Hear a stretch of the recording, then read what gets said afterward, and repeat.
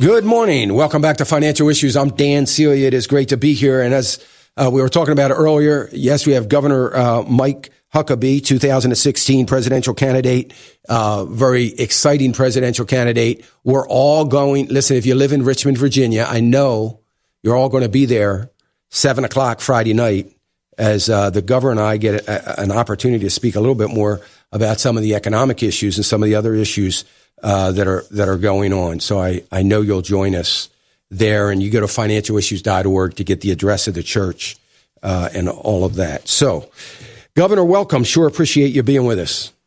Dan, it is my pleasure, and I'm looking forward to being with you in Richmond. Yeah, it's going to be a great time. And Governor, I was thinking yesterday as I painfully listened to the president that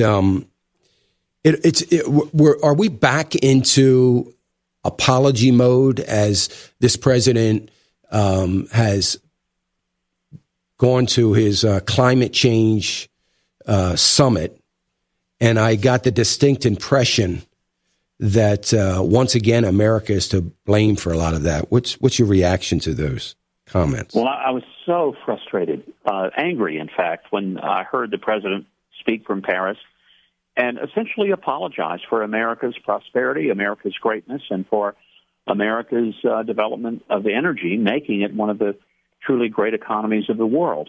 And we wouldn't have been that had we not developed our energy resources, had we not taken the resources that God gave us, been good stewards of it, turned it into the ability to travel across the world, to transport goods and services and people anywhere in the world.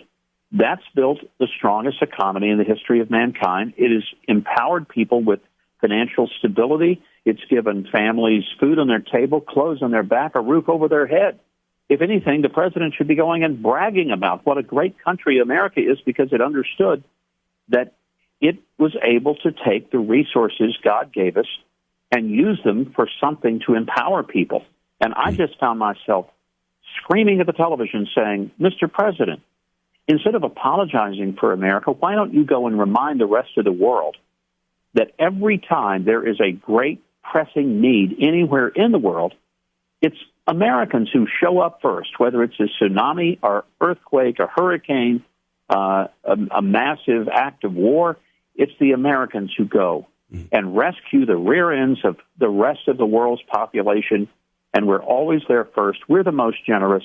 We've built schools, hospitals, great universities, libraries, and incredible systems, entrepreneurial capacity, healthcare, miracles. We ought to be boasting of that, not apologizing for it. Well, you know, part of boasting about that, of course, would require this president to kind of figure out what leadership is all about and the leadership role that we've always taken and we should be taking. And yesterday, I thought it was interesting. I think it was yesterday. This might have been the speech day before yesterday. But he said this. Somebody they were talking about Syria and ISIS.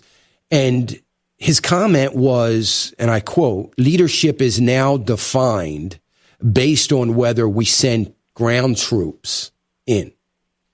And he is almost, to me, he was being critical of those that would, talk about the lack of leadership coming out of this president and basically saying, I won't be called a poor leader because I'm not willing to send ground troops in there. He has no concept of what presidential leadership is all about. Well, his concept of leadership is apparently flying Air Force One that will spew more CO2 into the atmosphere than a car will in 72 years, and somehow going over and making this high-minded, contemptuous speech against the rest of the world, blaming that America is responsible for the terrible quality of the environment, when in fact America has done so much to clean up its streams, its air, its soil, and we've made the greatest advances in the world in terms of being good stewards of the environment. So this is a president who doesn't understand that the number one job is not to be a meteorologist, but it's to be commander-in-chief of a military that keeps America and Americans safe wherever they are in the world. And his disdain for that particular role and his desire to be the national weatherman is just stunning to me, Dan. It is.